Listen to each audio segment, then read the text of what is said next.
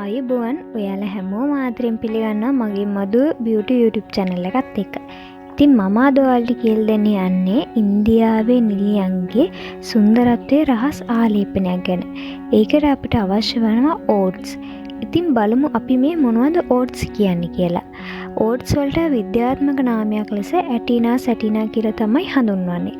පොපීසි තනකොළ පවුලේ පැලයට වලින් ගත් ධාන්‍ය වර්ගයක්. ගොඩක් දෙනෙක් උදෑසන ආහාර වෙල්ලට තමා ඕට්ස් ගන්නෙ. ඉතින් අපි අද බලමු ඕට්ස් වලින් කොහොමද ලස්සන වෙන්න පැක් එකක් හදාගන්නේ කියලා.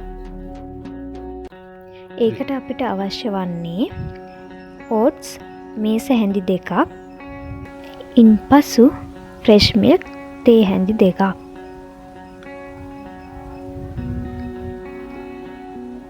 දැන් අපි මේ මිශ්‍රණය අපි මික්ස් කරගන්න ඕනේ. හොඳින් කැට වෙන්නේ නැති වෙන අපි මික්ස් කරගන්නවා. ඒකලා විනාඩි 10ක් අපි මේක වහලා තබන්න ඕනේ. හදාගත්ත මෙම ආලේපනය මේ ආකාරයට ඇඟිලි තුඩු වලින් හොඳින් තද කර ඔබගේ මුහුණේ ගෙල වටේ ආලේපනය කර මිනිත්තු 30ක් පමණ තියලා සෝදා ඉවත් කර හරින්න.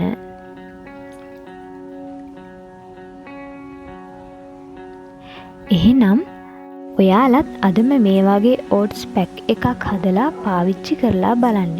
ඒ වගේම මගේ YouTube channel එක subscribe කරන්නත් අමතක කරන්න එපා.